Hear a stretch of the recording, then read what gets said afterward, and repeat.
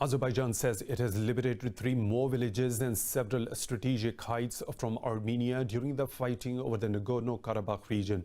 Azeri President Ilham Aliyev said the army's successful operations are ongoing in the region. Meanwhile, Armenia's Ministry of Defense claims the fighting has slowed down because of international pressure. Earlier, Turkey said Armenian forces are committing war crimes by targeting civilians. Foreign Minister Mevlut Çavuşoğlu took the matter up in a meeting with NATO Secretary General Jens Stoltenberg. The NATO chief called for a ceasefire as the death toll from the clashes continues to rise. And for more on this, we are joined by Dr. Mark Mirowitz, who is a New York-based foreign policy expert. Dr. Mirowitz, thank you very much for your time at Indus News. Do you think that the recent flare-up in the Caucasus between Armenia and Azerbaijan risks a full-scale war? Well, I certainly hope not. I think that immediate action needs to be taken by the major powers, especially the United States and Russia and possibly France, to put a stop to this. There's certainly the risk. The problem that you have is that certainly the president is distracted by his own COVID-19 issue, and America is distracted by COVID. The rest of the world is distracted. This is not a time for a war. So is there a risk of it? Yes, there's a risk of it, but it needs to be stopped immediately, and a ceasefire and stop these activities, because otherwise, yes, there is a risk of a further expansion of it, and there's no time or place for such a conflict at this time, especially in the situation in the world as we see it right now.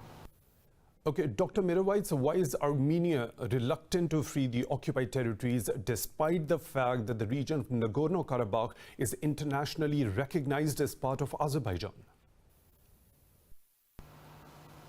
Well, I mean, I can't speak or analyze for why Armenia does what it does, but it certainly would appear that, from what my understanding is, certainly Armenia has been bolstered by Russia and Iran. Those are 2 fairly powerful backers, and it's about time that they stop that. Iran's activities in the region are not positive. The United States has taken note of that. The United States has sanctioned Iran for its activities, so it needs to stop bolstering Armenia on this issue. And secondly, Russia, which is the key factor here, and of course Turkey's involvement. So you risk an actual conflagration, not just of the immediate powers involved, but also the other powers in the region, and that is very, very concerning and very dangerous, especially right now where the major powers in the world are distracted, as I said before, and particularly what's happening with President Trump right now. I don't see where our United States government is in a position right now to intervene and put a stop to this. So things like small wars, what we're seeing in the era of COVID is that smaller, and I'm calling it small even though it's not small for the people involved, but smaller conflicts in the world seem to be erupting, and issues seem to be erupting much more so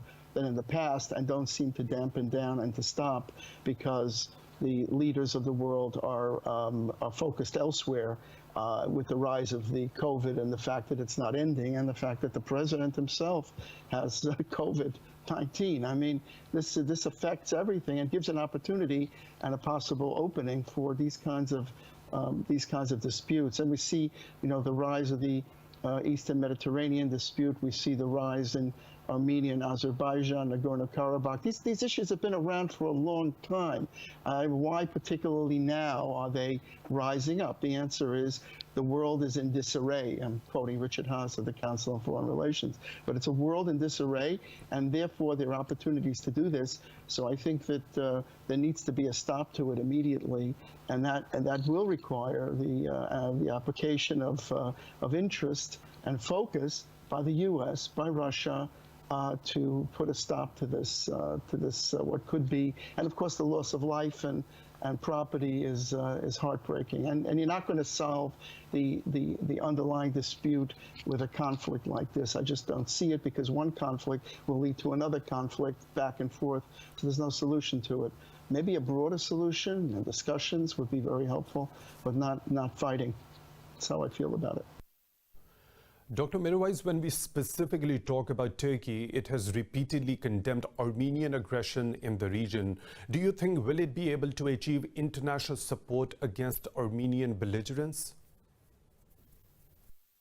Well, I mean, certainly Turkey is a key player here, and the relationship between Turkey and Azerbaijan is a close, even brotherly relationship.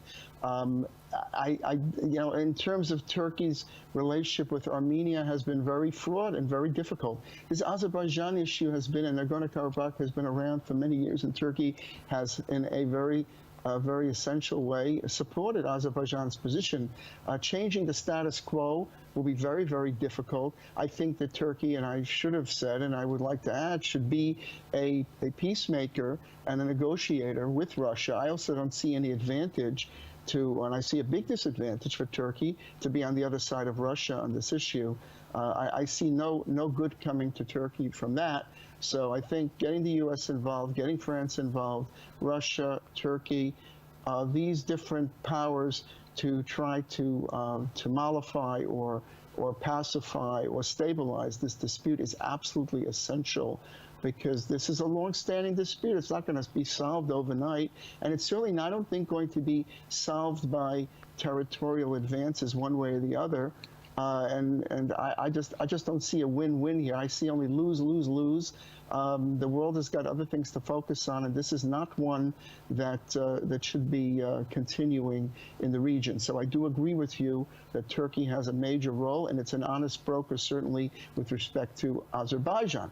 As far as the long-standing relationship and issue between Turkey and Armenia is well known, and that has been a difficult one. It would be very nice, actually, if Turkey and Armenia, implementing the protocols that were negotiated some years ago, which is really an agreement and not an agreement to agree, would come to terms on better relations. I think that would help an awful lot, by the way, in solving this dispute as well. But the fact that that was never resolved, and now you have this issue, you have one issue compounding another issue, so it's an interlocking series of challenges, and I don't see a way out of it. And certainly the way out is not via conflict and fighting. That is not a solution, especially in a world of the kind we're living in right now, a pandemic. I just think this is to be stopped. And it's not a question of right and wrong. It's a question of not pursuing conflict in a situation where the world is facing such huge challenges. There's no place for it. Dr. Mark Mirwais, thank you very much for your time at Indus News, a foreign policy expert from New York. I really appreciate your time.